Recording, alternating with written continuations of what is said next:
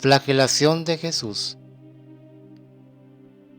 Pilatos, juez cobarde y sin resolución, había pronunciado muchas veces estas palabras llenas de bajeza. No halló crimen en él, por eso voy a mandarle azotar y a darle libertad. Los judíos continuaban gritando: «Crucifícalo, crucifícalo». Sin embargo, Pilato quiso que su voluntad prevaleciera y mandó azotar a Jesús a la manera de los romanos. Al norte del palacio de Pilatos, a poca distancia del cuerpo de guardia, había una columna que servía para azotar. Los verdugos vinieron con látigos, varas y cuerdas, y las pusieron al pie de la columna. Eran 6 hombres morenos, malhechores, de la frontera de Egipto, condenados por sus crímenes a trabajar en los canales y en los edificios públicos. Y los más perversos de entre ellos hacían el oficio de verdugos en el pretorio. Esos hombres crueles habían ya atado a esa misma columna y azotado hasta la muerte a algunos pobres condenados. Dieron de puñetazos al Señor, le arrastraron con las cuerdas, a pesar de que se dejaba conducir sin resistencia, y lo ataron brutalmente a la columna. Esta columna estaba sola y no servía de apoyo a ningún edificio.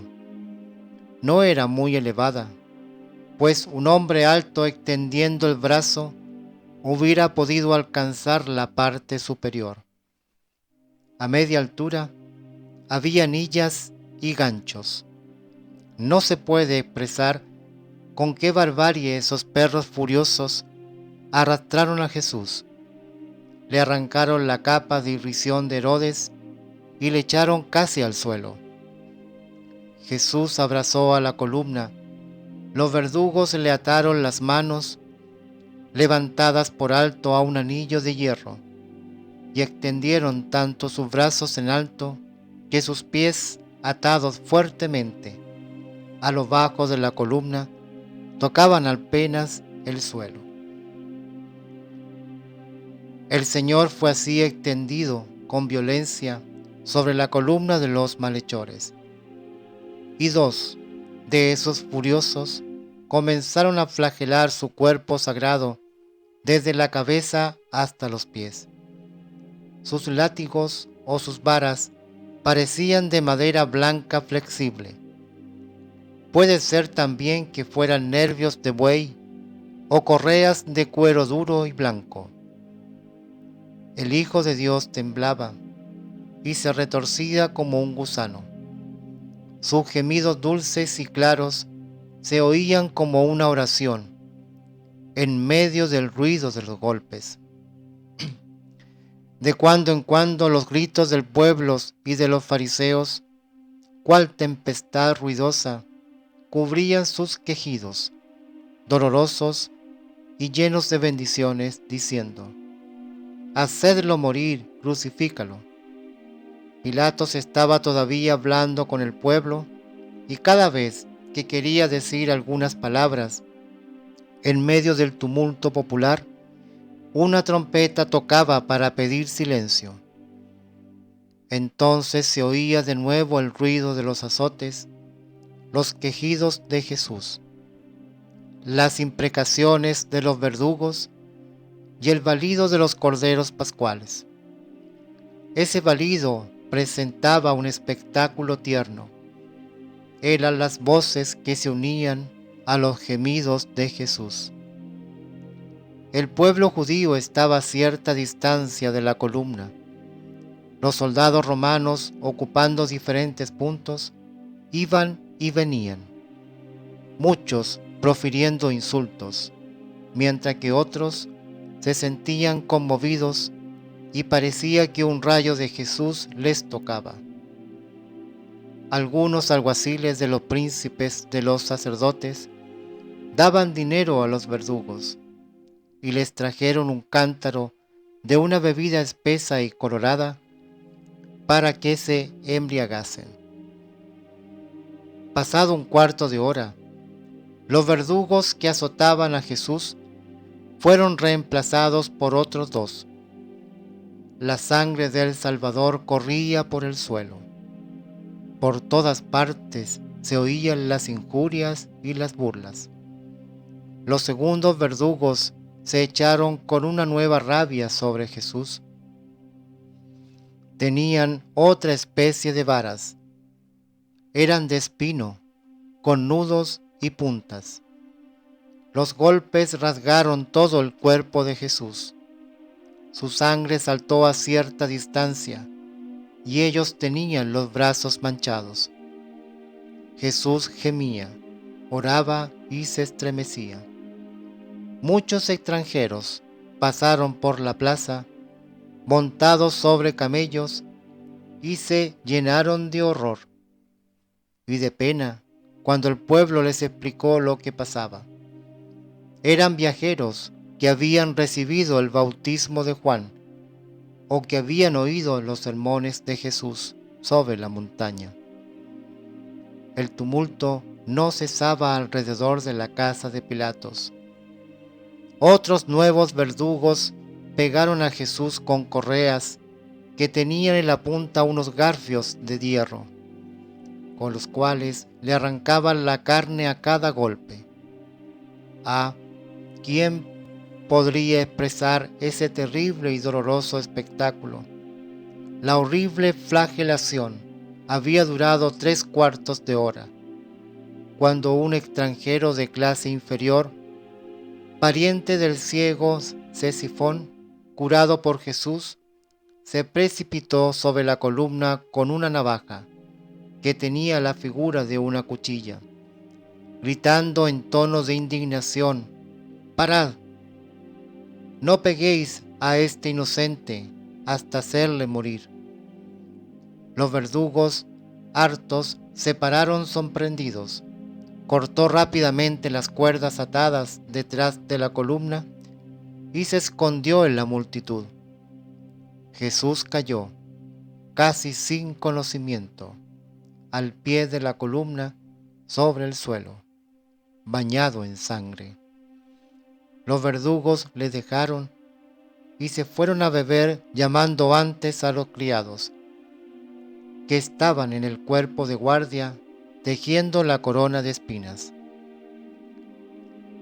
Vi a la Virgen Santísima en un éxtasis continuo durante la flagelación de nuestro Divino Redentor. Ella vio y sufrió con un amor y un dolor indecibles todo lo que sufría su Hijo. Muchas veces salían de su boca leves quejidos y sus ojos estaban bañados en lágrimas.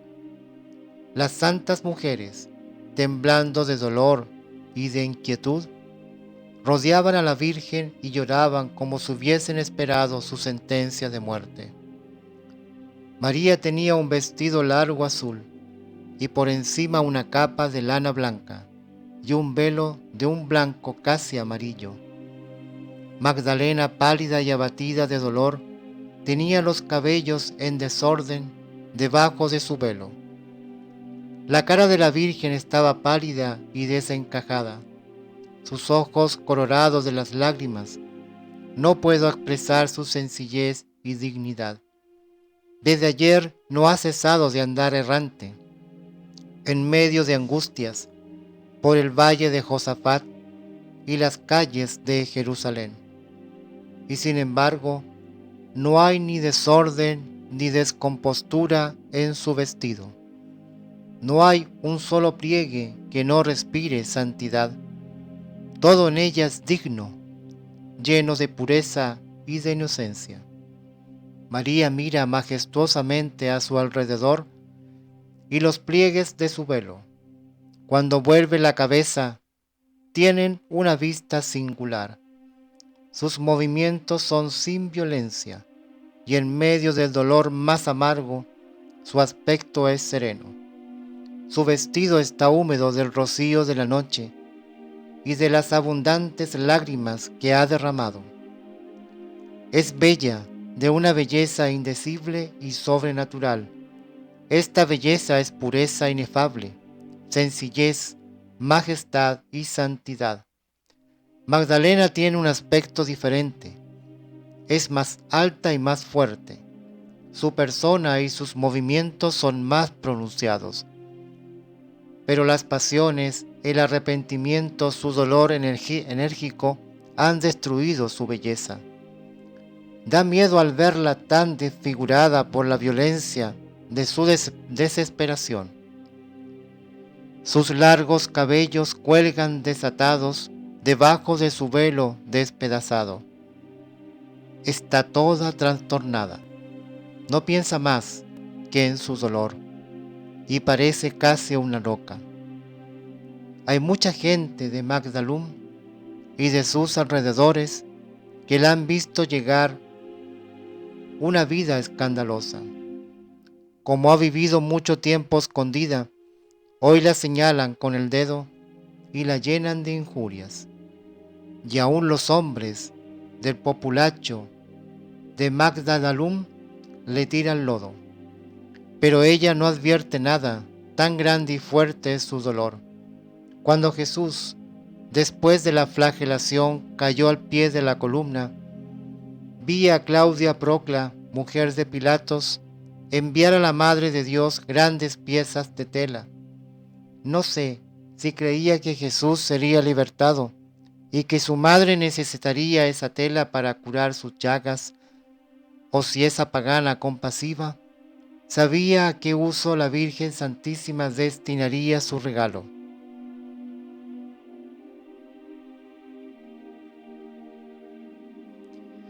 María, viendo a su hijo despedazado, conducido por los soldados, extendió las manos hacia él y siguió con los ojos las huellas ensangrentadas de sus pies.